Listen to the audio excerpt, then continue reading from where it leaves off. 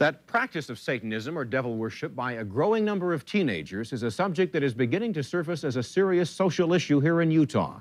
It is a subject that until now has been discussed only in whispers among social workers and psychologists. And it's a subject that our Probe 5 investigative team has been examining from several angles. Tonight, Probe 5 reporters Con Saris and Dave Schmertz begin a week-long series of reports entitled Satanism in Utah, a Teenage Underworld.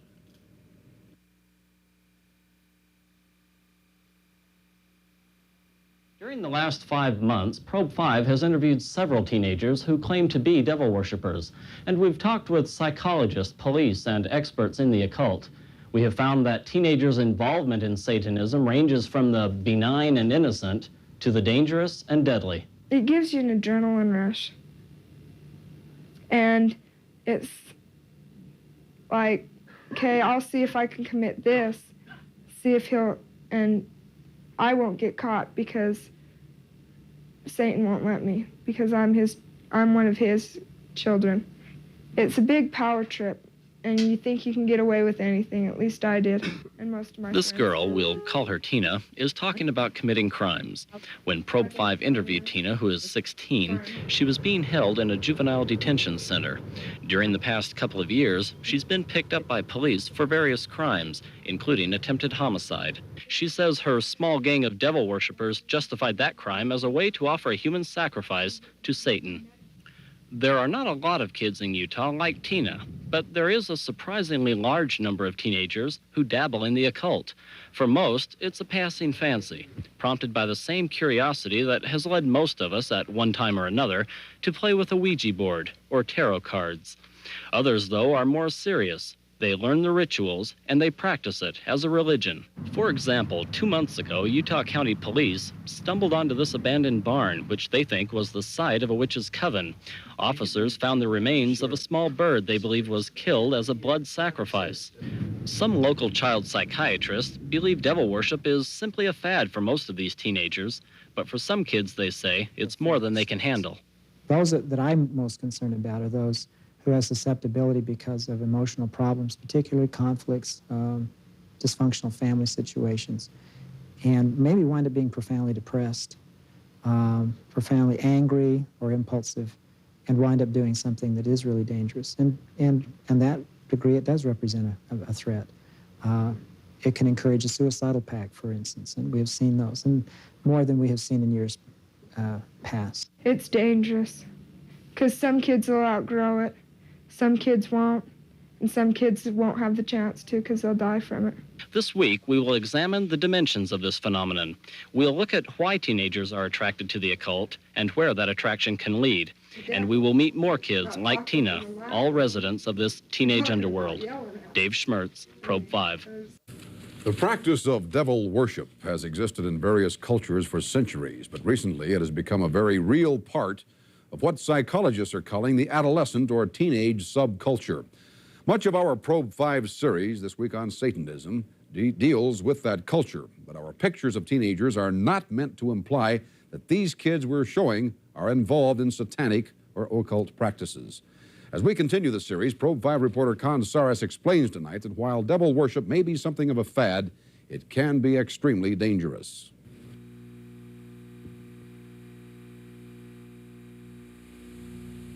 Satan worship, like any religion, has its share of symbols, rituals, and traditions. There is even a satanic Bible.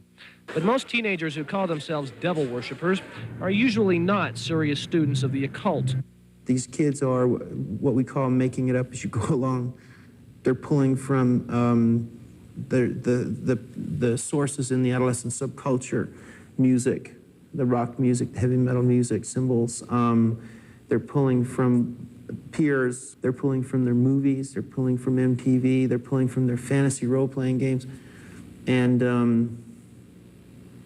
they're putting this together and creating something that is particular almost to every group of kids. And a body. McCarthy is a Boulder, Colorado expert on cult and religious movements, and he's a consultant for several police departments on occult practices.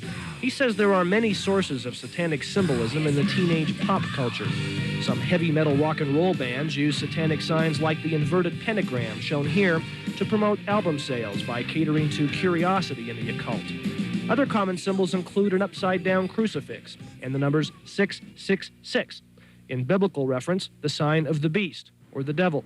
These signs often show up as graffiti at places where the kids get together to stage their satanic rituals, like here in Memory Grove, a 10-minute walk from downtown Salt Lake City.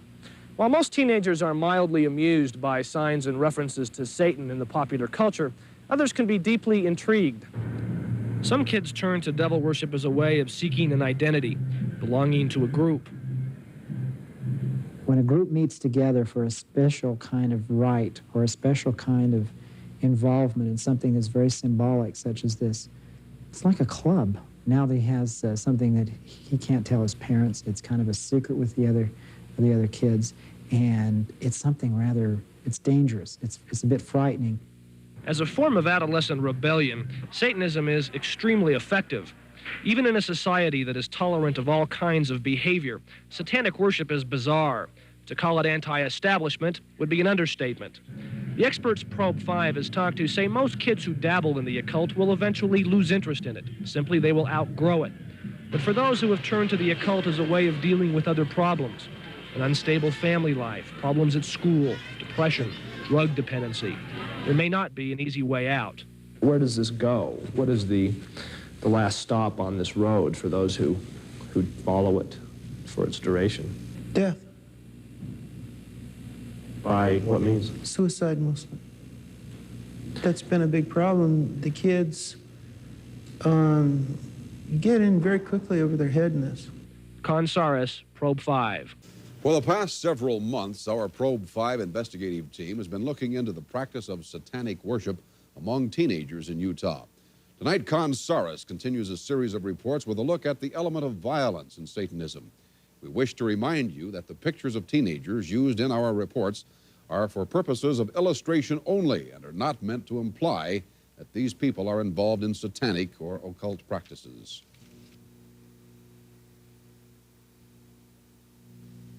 These notes were scribbled by a teenaged girl who calls herself a devil worshiper. They refer to Satan as Daddy, and they are filled with references to death, murder, and revenge. Satanism, as it's practiced by the teenagers Probe 5 has talked with, is fundamentally violent. The kids talk about killing small animals for blood sacrifices, and one girl told us she was married into a satanic church during a ritual that took place in Memory Grove that involved drinking human blood.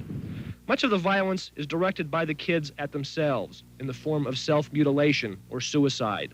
The girl who wrote these notes, for instance, has carved satanic symbols into her skin, and she has tried to kill herself several times. Seems like a lot of them feel really lost and angry, and that could be overwhelming. But a lot of them talk about suicide, and there's nothing to live for, and they're always so angry. There is not necessarily a direct relationship between suicide rates and satanic worship, but psychologists say the kids most susceptible to suicide are also most likely to become part of a satanic cult. These kids, acutely depressed and troubled, have been known to refer to suicide as a method of self-sacrifice, a way of pleasing Satan and showing their peers they are true believers. They don't know how to get in touch with the people that know how to do the real ceremonies, so they'll just kill themselves. No one will ever know. No one except for the people that knew the kid, friends, will ever know that it was the suicide was caused because of devil worship. But there's a lot of them that people just think this kid was depressed, so he killed himself. When Probe 5 interviewed this girl, we will call her Tina, she was in the custody of juvenile court, where she's been held several times. Last year, Tina was picked up on charges of attempted murder. She told us that crime was inspired, at least in part, by the decision among some of her friends to kill a man as a way of committing a human sacrifice to Satan. That case and other crimes related to Satanism throughout the country have sent waves of shock through law enforcement communities.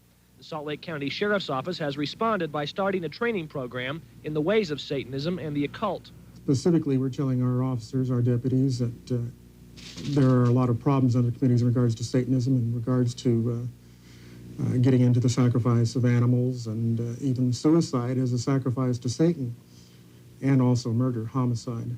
That kind of training became available here only last month, and several police officials have told Probe 5 they are seriously concerned that many cases of suicide, and maybe even some murders, may have been tied to Satanism, but that those ties may have been overlooked. It makes you think about where some of the runaways are ending up that never show up. Who checks on them?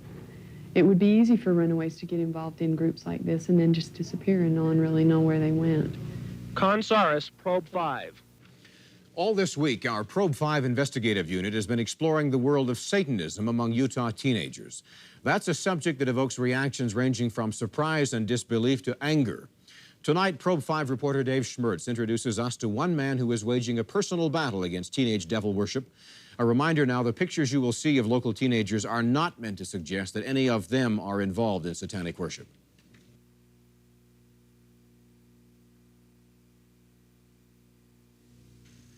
We have become so uninformed that we are playing their music and their doctrines for our kids to dance to. Lynn Bryson lives in Provo. He's a songwriter and singer by trade. During the past 3 years, Bryson has been speaking at LDS churches across the nation. His message is clear. Satan is working overtime, and our teenagers are his prey. We caught up with Bryson here in Champaign, Illinois. If we're going to talk about witchcraft, we have to talk about some of the doctrines and how they're preaching them. And I know of no other way than to tell it like it is. You cannot practice witchcraft unless you practice murder, cannibalism, and the like. Bryson's crusade against the devil focuses on heavy metal rock and roll music. He says it is being used to spread the gospel of Satan. The rock musicians of today easily fall into the category of being to the witchcraft movement as missionaries are to our church. All you have to do is play the record backwards by recording it onto a reel-to-reel tape deck, turning the reels around and listening to it backwards. It says, right where it says, and another one bites the dust, it now says, start to smoke marijuana. In Bryson's view of Satanism, the last front in the war against devil worship lies in the home. Forbid it. Forbid the youth from dabbling with it. Forbid it. In other words, parents have the strongest arm there. I can't worry about the people who are calling me alarmist because I've seen too much. Alarmist or not, psychologists contacted by Probe 5 take issue with Bryson's hardline approach. They say the kids who get mixed up in the occult are troubled to begin with, often depressed, confused, and lacking direction in their lives. It may be they are turning to devil worship to find something they're missing at home. I think people need to be understand and be sensitive. I think to get really upset and over-concerned is really counterproductive. Things can help the kids most is get their lives together, be available to their kids, find that they've got an emotional relationship with them, find constructive outlets for their creative interests. You know, all those kinds of things that we all know tend to make things work better. And if the kid's really in trouble, get him some help. But not necessarily take Satan worship on as the issue, as the cause. Dave Schmertz, Probe 5. How many people in Utah are actually involved in the practice of Satanism or devil worship? That question may be impossible to answer, but our Probe 5 investigative team has found evidence that the number of teenagers involved in the practice may be increasing. Tonight, Probe 5 reporter Dave Schmertz introduces us to two individuals who have, at one time or another, dedicated their lives to Satan.